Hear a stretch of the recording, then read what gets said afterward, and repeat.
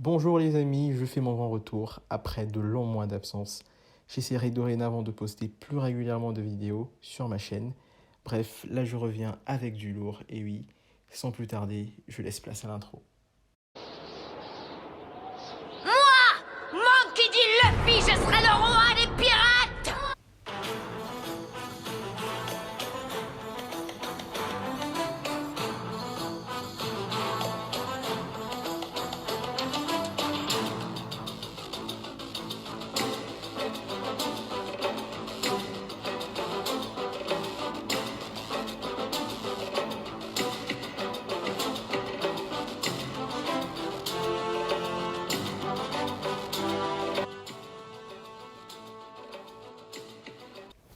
Alors, nouvelle vidéo, nouveau logo et nouvelle façon d'aborder mes vidéos. Donc aujourd'hui, je vais vous parler des 6 plus forts adversaires de Luffy.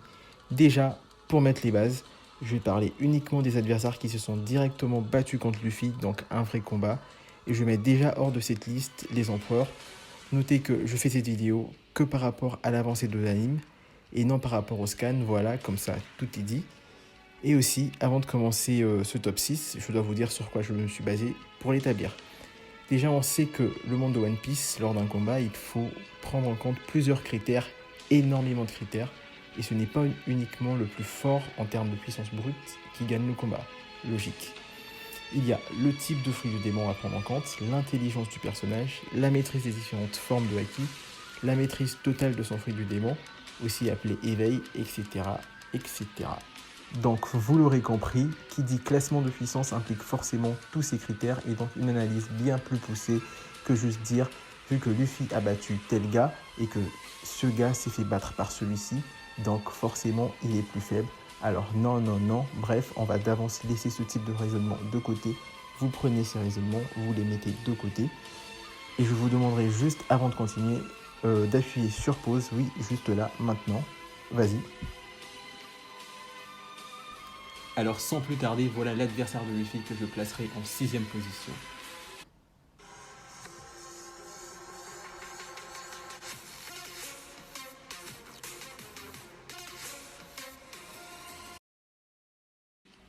Crocodile, eh oui, on remonte assez loin dans l'histoire des Mugiwara, mais pour moi il reste l'un des 6 plus forts adversaires que Luffy ait affronté, car bien qu'il ait été vaincu à une époque où Luffy ne maîtrisait même pas encore le Haki ou même le Gear Second, Crocodile, excusez-moi du peu, a été enfermé au 5ème niveau d'Impel Down, et oui, 5ème niveau d'Impel Down, là où sont gardés les prisonniers les plus dangereux, à côté notamment de Portgas, D-Ace, repose en paix frère, et aussi de Shiryu de la pluie. Donc pour moi, de par son fruit, le Sunasuna no Mi, il reste un des personnages les plus forts que Luffy ait affronté. Et de plus, son apparition à Marineford n'a pas laissé indifférent Doflamingo, qui a même voulu faire de lui son allié. Pas son subordonné, mais son allié. Donc excusez-moi, cela en dit long sur sa puissance. Et je pense personnellement que l'on va revoir ce personnage car il est apparu bien trop tôt dans le manga. Et tout son potentiel n'a pas été exploité.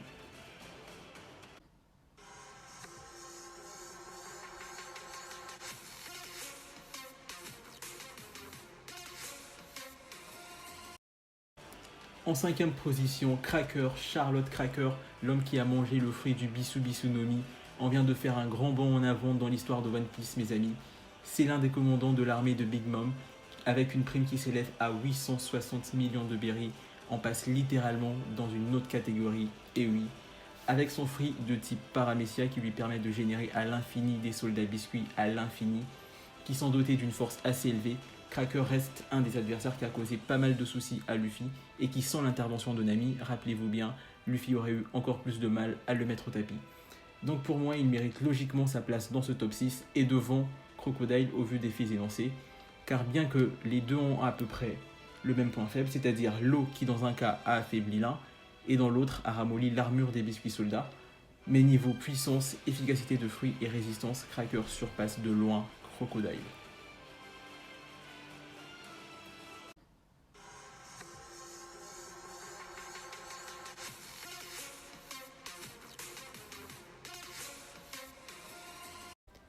Et oui, à la 4ème place, nous avons Don Quixote Doflamingo, ancien Shichibuke, ancien roi de Dressrosa et ancien membre des dieux célestes.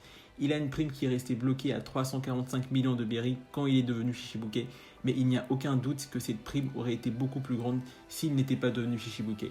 Alors, pourquoi je le vois au-dessus de Cracker? Bah c'est simple, pour moi Doflamingo a une plus grande intelligence dans le combat, il sait se servir des points faibles de ses adversaires pour se faciliter le combat et de plus, il contrôle parfaitement son acquis de l'armement et le acquis des rois, chose qui est non négligeable. Pour finir, il a su repousser les limites de son fruit en maîtrisant l'éveil de ce dernier, ce qui lui permet en passant de transformer tout son environnement en fil.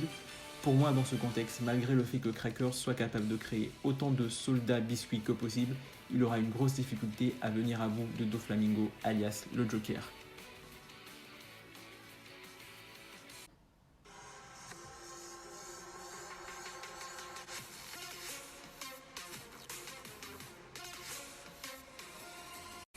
En troisième position, nous avons Eneru, bref, appelez-le comme vous voulez, apparu dans le chapitre 254, épisode 177 de One Piece.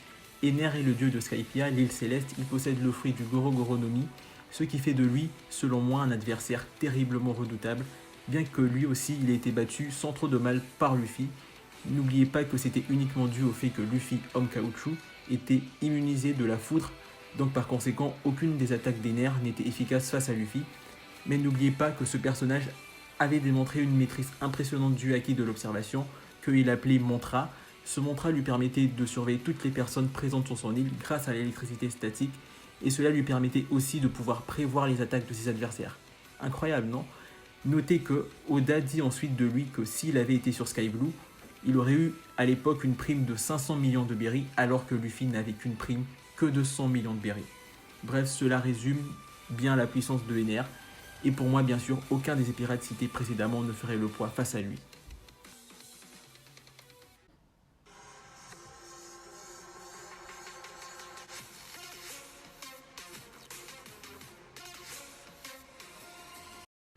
Et oui, peut-être que beaucoup seront surpris de le voir à cette position. Charlotte Katakuri, le deuxième fils et le troisième enfant de la famille Charlotte, c'est l'un des 3 suites commandeurs de l'équipage de Big Mom, considéré même par certains comme étant directement le bras droit ou celui qui prendra la place de Big Mom après la fin de ses terres.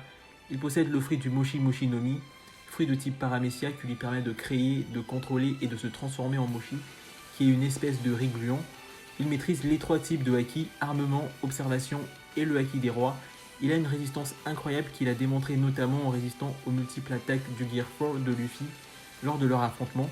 De plus, il est doté d'une très grande force physique et cerise sur le gâteau, il a un acquis de l'observation qui lui permet de non seulement ressentir les choses, mais carrément de voir quelques secondes dans le futur. Oui, de voir quelques secondes dans le futur, ce qui lui permet carrément de pouvoir à tous les coups anticiper les attaques de ses adversaires, et c'est vraiment ce point qui fait de lui un monstre combat. Luffy a lui-même énormément souffert juste pour parvenir à lui infliger un petit dégât, et même en étant en Gear 4, ça reste pour moi l'un des combats les plus impressionnants où on a vu Luffy énormément en difficulté. Et pour finir, il a tout simplement une prime qui s'élève à plus de 1 milliard de berries, et oui, plus de 1 milliard de berries. En résumé, ce personnage est pour moi quasi complet.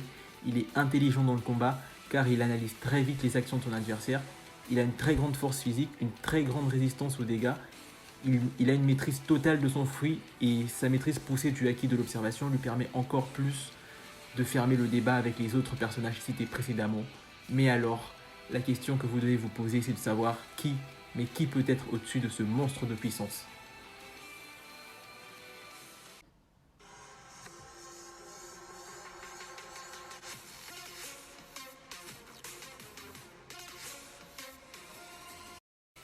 Et oui, Magellan, ancien directeur de la prison d'Impel Down, c'était l'antagoniste principal de cet arc durant lequel Luffy tenta de sauver son frère Ace après s'être introduit dans cette prison.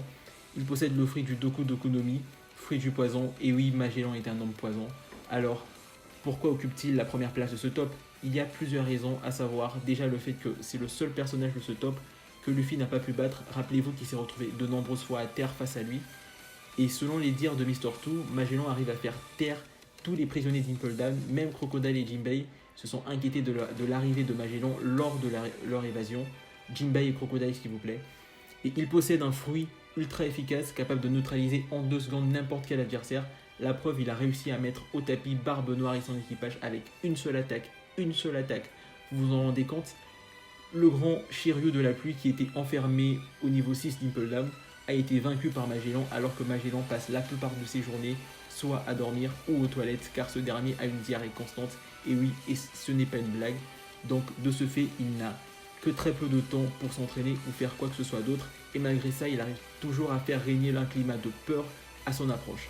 Bref, pour moi, il n'y a pas photo en prenant en compte la résistance, la force brute, le fruit du démon, la maîtrise des acquis, l'efficacité du fruit et sa maîtrise. Magellan, de par sa résistance, sa force brute et son fruit plus qu'efficace, mérite amplement cette première place. Il pourrait bien sûr avoir match avec Katakuri, mais n'oubliez pas qu'il suffirait qu'une seule des attaques de Magellan atteigne son adversaire pour que celui-ci se retrouve à terre. Bref, je vais vous laisser sur ces mots et donnez-moi en commentaire votre avis sur ce classement et sur ce bonne année à vous. Surtout, n'oubliez pas que la piraterie n'est jamais finie.